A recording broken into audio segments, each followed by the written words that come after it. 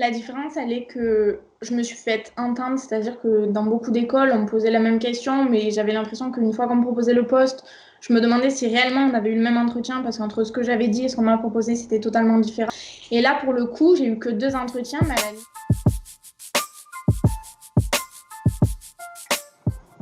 Salut Alexia, Salut Carla, comment ça va?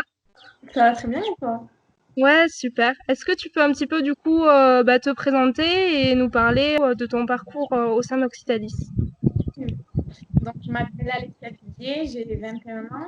Je suis originaire de l'Aveyron, mais je me suis installée récemment sur Montpellier pour effectuer mon bachelor. À la suite de mon baccalauréat, j'ai décidé de poursuivre avec un DUT technique de commercialisation que j'ai effectué à Béziers. Ces 2 années se sont super bien passées. Les cours, ils étaient assez variés et du coup, j'ai pu assimiler différentes notions et différentes connaissances, aussi bien en marketing, en informatique, en négociation qu'en communication. Donc, le fait que ça me plaît, ça m'a rassurée, ça m'a donné l'envie de poursuivre.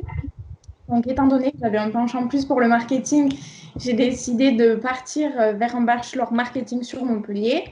Essayer de rechercher un peu les écoles qui proposaient ce type de bachelor. Donc, j'en ai rencontré des tas. J'ai dû Ouais, passer des concours, j'ai dû passer des entretiens. Tout a fonctionné. J'ai été admise dans 2, 3, 4 écoles. Le problème, d'accord. c'est que moi, je voulais faire mon bachelor en alternance parce que je voulais d'une part avoir le côté rémunération et pouvoir m'assumer financièrement vu comme je venais de prendre mon appartement. Et Ouais. d'autre part, je souhaitais avoir cet aspect théorique mais qu'on peut mettre en pratique du côté de l'entreprise. Surtout que quand j'ai commencé à faire ma recherche d'alternance, j'ai vu auprès de beaucoup d'entreprises que ce qu'ils recherchaient, c'était de l'expérience. Donc, je me suis dit, si je fais ce bachelor Mm. en initial, on va me reprocher en bac+4 mon manque d'expérience. Donc, je me suis dit, c'est vraiment le moment où jamais je voulais à tout prix, du coup, faire ce bachelor en alternance. Ouais. Cependant, trouver un bachelor sur Montpellier, c'est pas très dur dans la mesure où beaucoup d'écoles le proposent.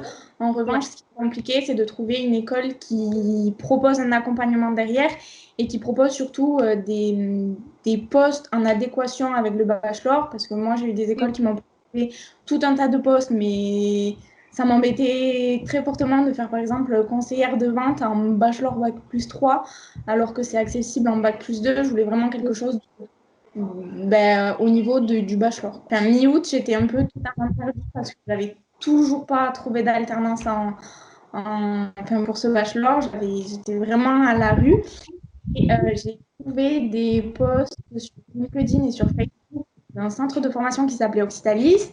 Donc j'en ai vu un, j'en ai vu deux, j'en ai vu trois et au bout d'un moment, je me suis dit, allez, fais des recherches sur eux. Et du coup, j'ai vu qu'ils proposaient ce bachelor responsable marketing. Donc je me suis dit, c'est super, va à leur rencontre. De toute façon, tu n'as plus rien à perdre. T'es mi-août, la rentrée elle est septembre, donc vas-y, fonce. Fonce, ouais, Du c'est coup, ça, exactement. contactée par mail et je suis tombée sur Charlotte Pion, qui est conseillère en formation. Donc, on a eu un entretien toutes les deux. Elle m'a posé tout un tas de questions. Donc là, l'objectif, c'était de me découvrir moi. Elle a essayé de cerner mes attentes et de connaître exactement ce que je recherchais.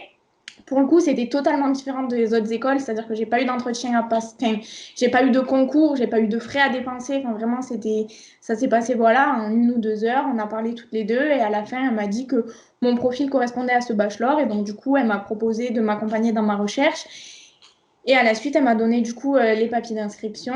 Donc 2 semaines sont passées. Moi, j'ai eu le temps de remplir mes papiers. Et j'ai eu un coup de fil de Charlotte qui me disait qu'elle avait déjà un poste à me proposer. Donc du coup, j'étais super contente parce que moi, ça faisait quasiment plus de 6 mois que j'attendais un entretien et j'avais rien eu. Donc là, je me suis dit, c'est parfait.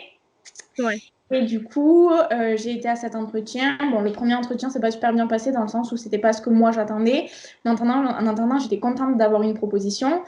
Et ensuite, j'ai eu un second entretien où là, ça s'est super bien passé. Et donc, du coup, je me suis dit, waouh, j'ai eu un autre entretien qui a confirmé ma prise de poste. Et donc là, j'étais super contente. Et donc, du coup, j'ai démarré chez Oxytalis et au sein d'une entreprise mi-octobre. Ok. Pour toi, qu'est-ce qui a fait la différence dans l'accompagnement d'Oxytalis? C'est le fait que tu aies réussi à décrocher finalement cette alternance qui correspondait quelque part quasiment 100% de tes attentes.